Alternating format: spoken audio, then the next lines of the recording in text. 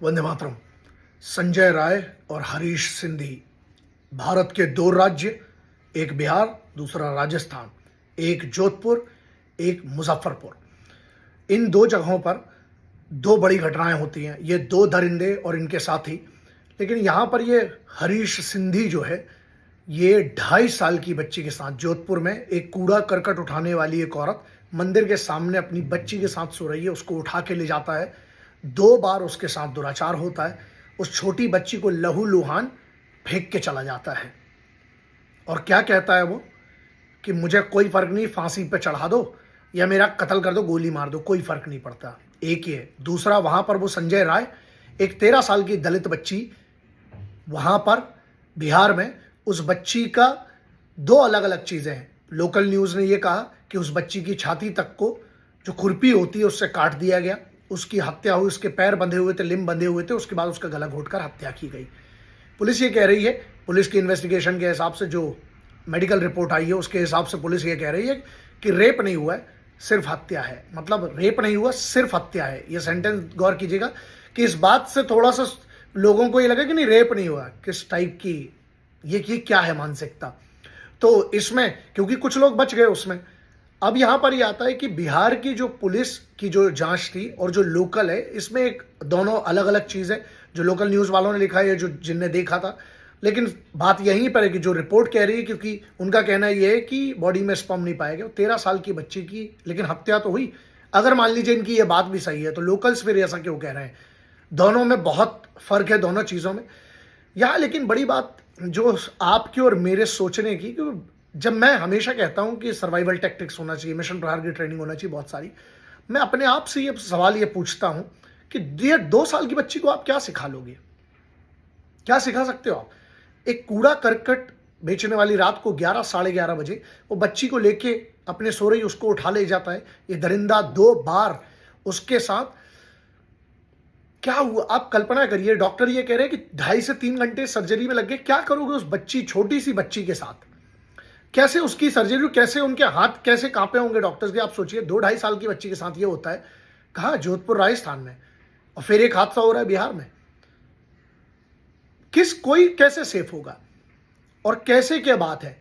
यहां simple solution क्यों नहीं करना पड़ेगा? अब कानून के स्तर पे एक अलग चीज है, सरकारों के स्तर पर एक अलग चीज है, कोर्ट्स के स्तर पे एक अलग चीज है। तुरंत के तुरंत कार्रवाई, तुरंत के तुरंत सजा। लेकिन जो बच्चियां लड़ना के लायक है, लड़ने के लायक है, उनको सिखाया जा सकता है, उनको शारीरिक ट्रेनिंग दी जा सकती है। इन बच्चियों वाले उसमें क्या होगा?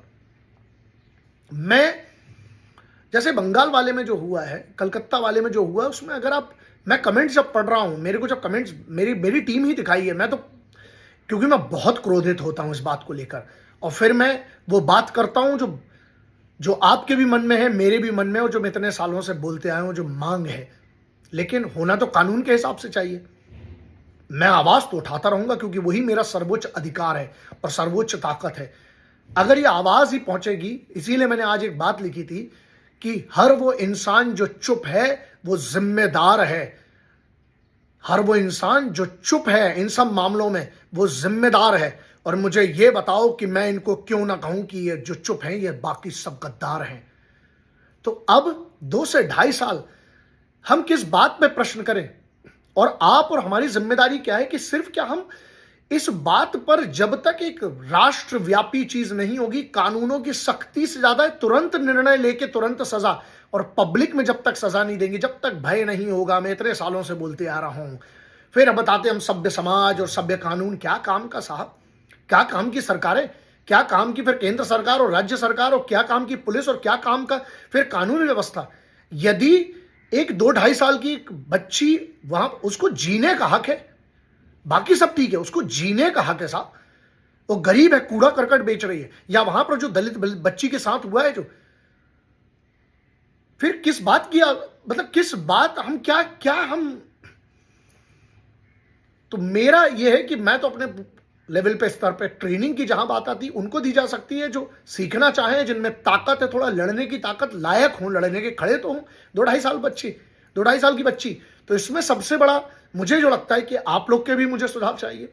हम सबको मिलकर कैसे इन हालातों से लड़ें? मैं तो एक स्तर पर आकर अब तो दिमाग भी काम करना बंद कर दिया है, क्योंकि अब इमोशंस हावी हो रहे हैं दिमाग के ऊपर।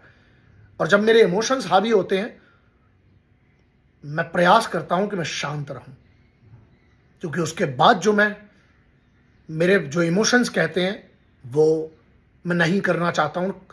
करने के काबिल हूं, लेकिन करना चाहता नहीं हूं। वरना मेरा निदान, अगर आप मुझे जानते हैं, तो बहुत सीधा सा है। बस प्रार्थना करते हैं कि उस निदान का कभी निशब्द हूं।